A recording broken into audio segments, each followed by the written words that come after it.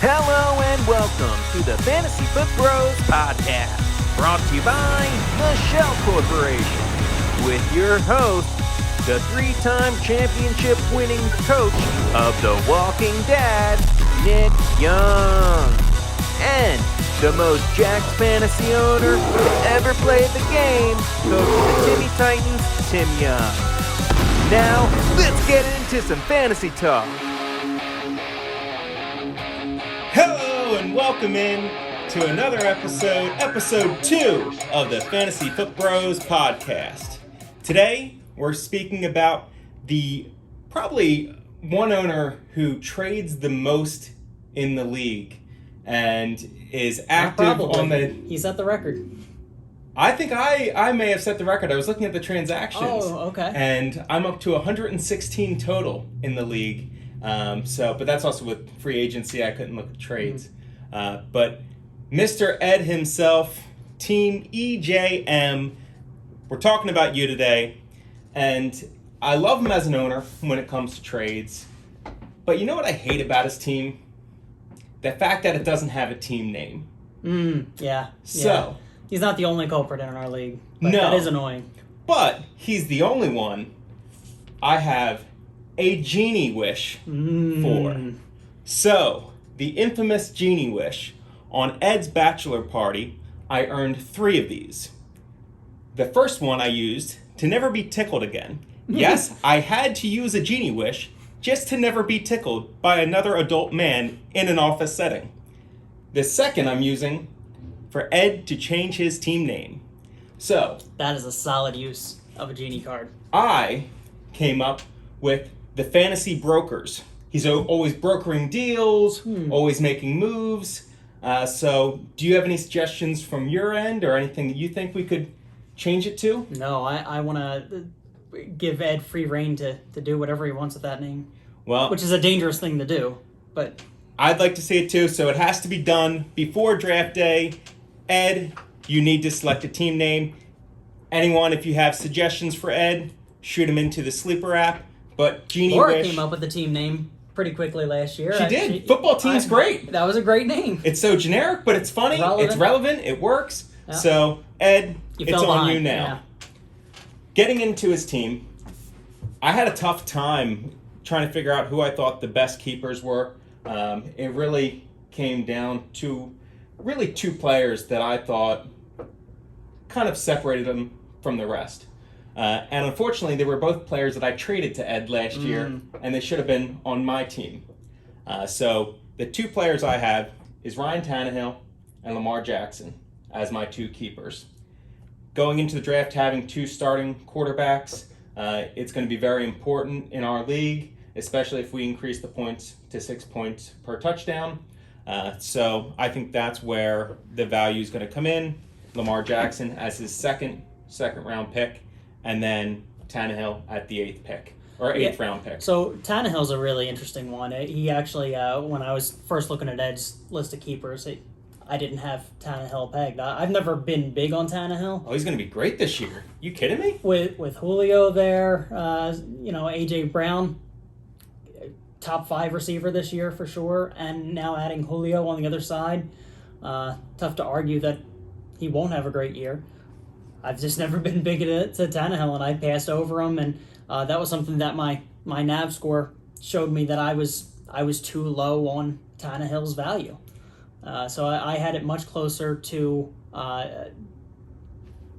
Chase Claypool is who I had pegged initially as one of his keepers. He still may go that way. Chase Claypool in the 11th round. But yeah, Tannehill really does have a great amount of value there. So to put that NAV score out there, his is at 141.53. 141. So that's an insane value. The ceiling, I would, what is it, like 500? Are you teasing the ceiling yet? Yeah, the ceiling, the theoretical maximum is 991. Okay. The highest valued player, highest valued keeper in our league right now is at a little over 330. Okay, who would that be? Or is that? We'll get to there. Yeah, we'll get surprise. to that. Yeah, Tannehill, I think, is a remarkable value at the 8th round. I mean, he's someone that I could particularly see. with Ed's, he has such a late 8th round pick too. He's in the 11th spot in the 8th round, so really late. Yeah, I think he's a must keep. Lamar Jackson is one that in the 2nd round you could kind of roll the dice that maybe he's still there by his 3rd pick, but I don't know if I'd chance it. I'd rather take Lamar Jackson. Yeah, so Ed's in a spot where he has the 2nd pick of the draft. We'll talk a little about that. But he also has 2 second-round picks as well. With the 4th pick of the 2nd round, I think it is. What do I have here? Yep, 4th pick of the 2nd round. And then the 11th. And then the 11th. So having 2 number 2s, being able to keep Lamar Jackson at the 11th pick of the 2nd round makes a lot of sense. That's a pretty good value there. Yeah, he may be there by the 4th pick of the 2nd round, but to have those 2 locked up. Well, you brought up the 2nd pick overall. We have to have our keepers in before the draft starts. Mm-hmm.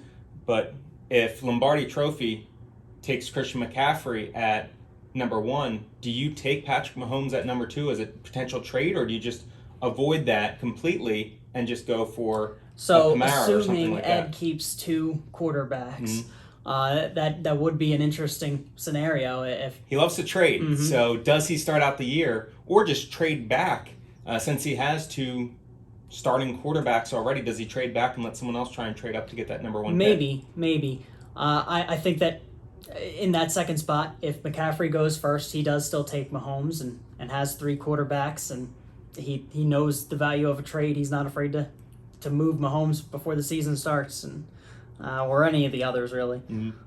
He will trade one of them right away, and he'll love doing it. So I would definitely see him going that way. And if Mahomes goes first overall, I think he'll take McCaffrey there. How can you not? I mean, he's going to be a solid RB1 for you all year as long as he's healthy. He's going to be the workhorse. As long as he's healthy. But that's any running back. Right. I mean, you have Dalvin Cook that could be injured. You have Alvin Kamara that has a QB situation that you don't know how that's going to change his role in the offense. So there's a lot of question marks with each one of the picks, and I think you have to take the upside of McCaffrey and roll the dice there. I agree. Ed's not above curveballs, though. He likes to, be the smartest guy in the room. It wouldn't surprise me to see him go Dalvin Cook or Kamara. Derrick Henry possibly, depending on whether Rob keeps him or throws him back out there. But we'll get to Derrick Henry. I have a few thoughts on him, but we'll save that for Captain Roby's team. And for Tannehill and Jackson, going back to those 2, something interesting when I was looking at it is that they had the same rushing touchdowns this past year. So Lamar Jackson didn't have the season that everyone kind of thought he was going to have. And like you said, everyone kind of underestimated Tannehill. So I really didn't like trading him. I think he had a ton of value. And he's going to be a top 10 quarterback this year. I'd say that he's going to be right there with Jackson on, QB. So that's interesting. 9. The final rushing touchdowns. Who would you guess scores higher in the NAV between Lamar or Tannehill? Tannehill definitely scores higher in the NAV. It's got to be, right? They are neck and neck. So being able to keep Lamar so late in the 2nd, he actually grabs a score of 142.64.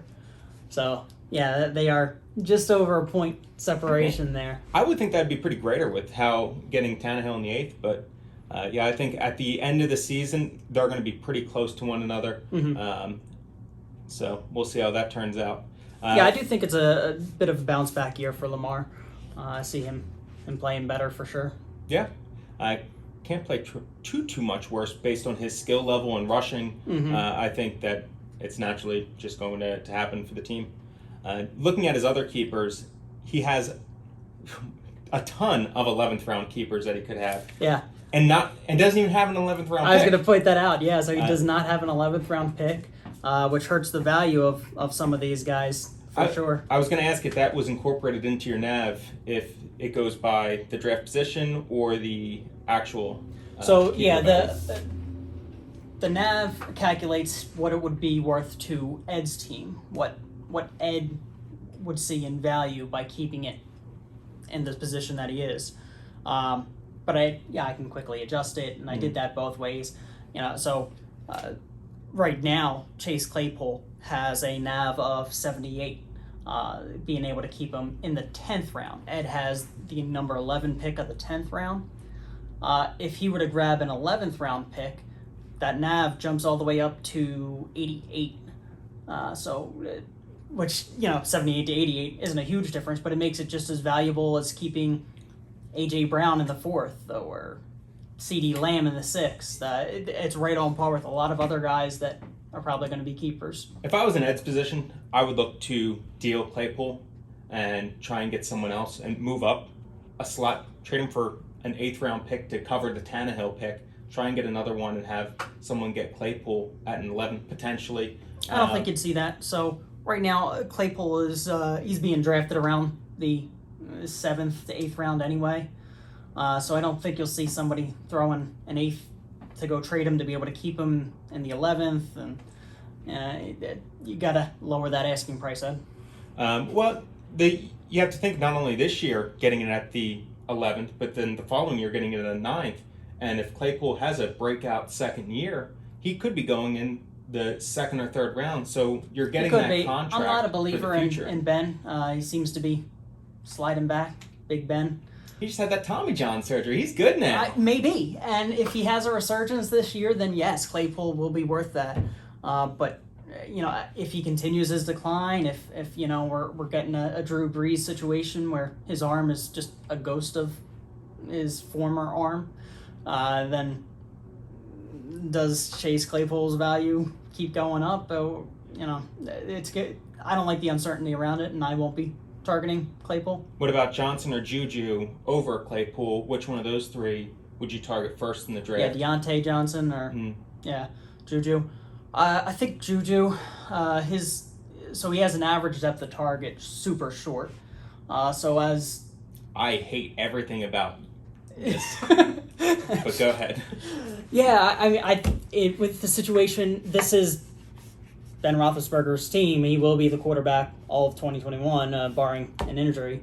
But he's going to keep the ball a little more shallow. He's going to play towards his game with the weaker arm now. And that's where Juju shines. He's able to come out underneath and make something happen once he's got the ball in his hands. I'd rather become vegan again than pick Juju to be on my team. I want no parts of him at all. I'd take Claypool or Deontay Johnson over him any day of the week. Claypool is probably the one that I would go with just because of his draft value. Mm-hmm. I think Johnson is going to be drafted a little higher, about a round or two higher than where Claypool will be. He sees 10 targets a game on average. So he's getting reps, and that's even with Roethlisberger's arm that wasn't great last year. So he's still seeing those targets. That's where I want to put my money, is where the targets are. So I'd lean towards Johnson. I'm not overly excited about any of them, but at the 11th round value, I think Claypool has some serious consideration. Let me ask you about Chase Edmonds. Okay. He's an 11th round keeper there. That Arizona backfield is mostly one that nobody wants a part of. Mm-hmm. James Conner, no longer with the Steelers. He's with Arizona now. He's in the mix in that backfield. Chase Edmonds did a good job last year. A lot of people are saying it's his backfield in a lot of ways, that he'll be the one to get the home run kind of runs, and you'll see James Conner in an early down role, but Chase Edmonds is the one to own from the backfield. And does he have a value for you in the 11th? Yes, but not over Tannehill or Jackson as far as keepers. I mean, if he's sitting there in the 11th round, sure, I'd happily pick him up as an RB3, RB4. Yeah. But it's not someone that I would target as, an RB1 or RB2. I don't think he's going to have that great of a finish when it's all said and done.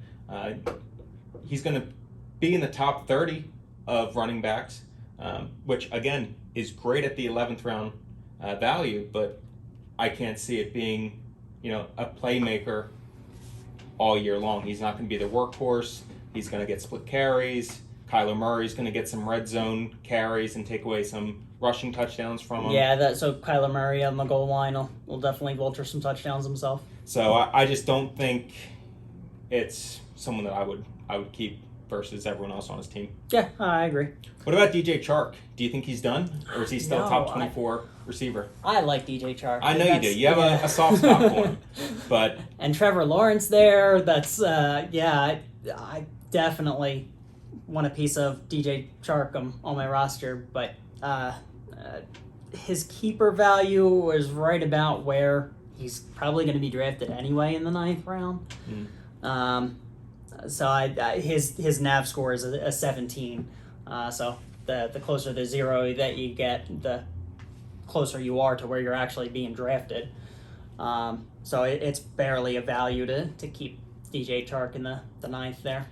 I've gone back and forth with whether he was going to be a keeper for Ed. It was between him and Claypool as kind of that fringe player.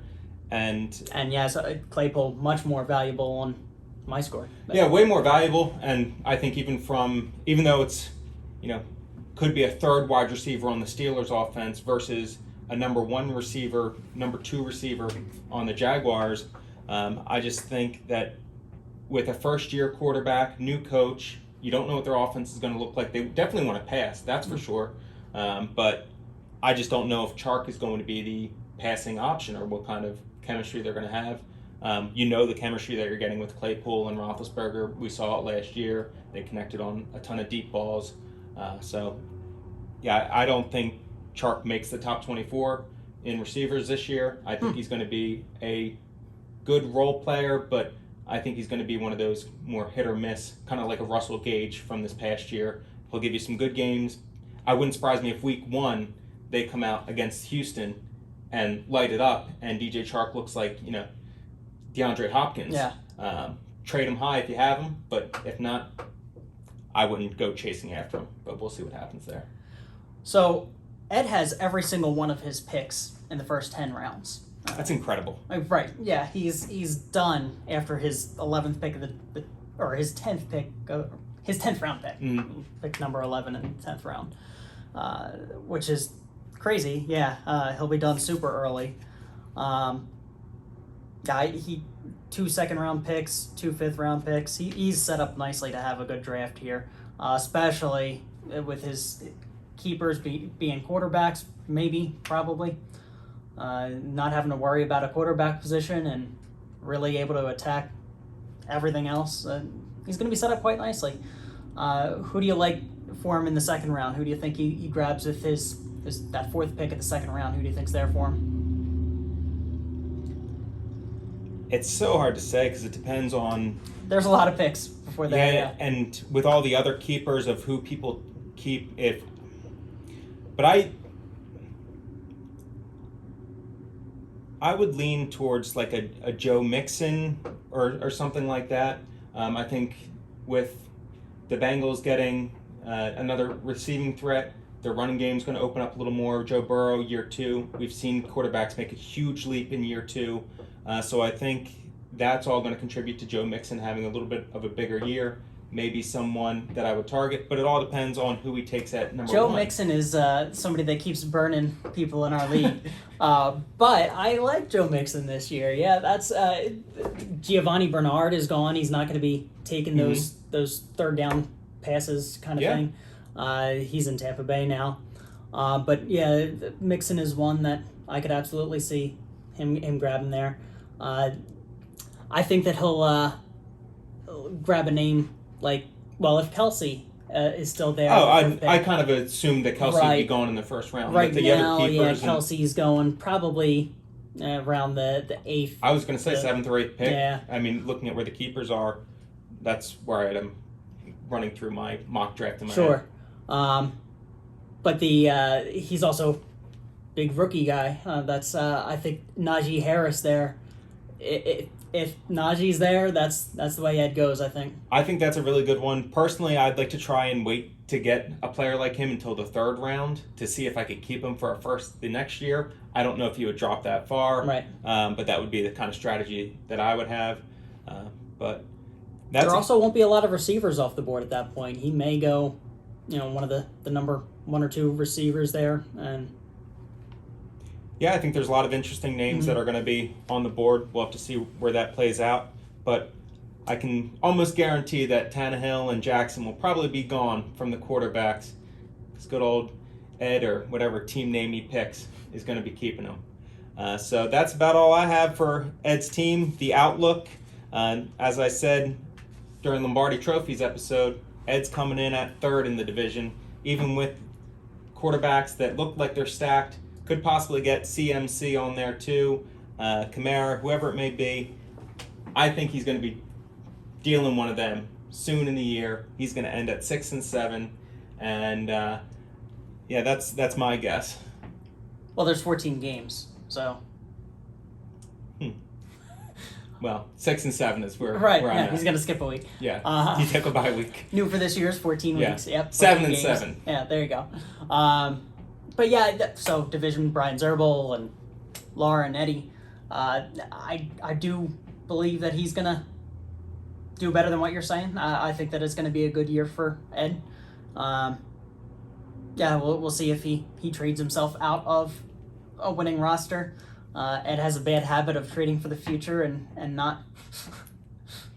Yeah, we talked about that. He's back and forth all the time. I think he needs to either be all in this year and commit to it, or he's going to, just want to make a move in week 3, and that's going to set his team back and keep him at that 7 and 7 record, and he might be on the outside looking in come playoff time. Well, that's about it. Thanks for joining us on episode 2. We'll see you next week.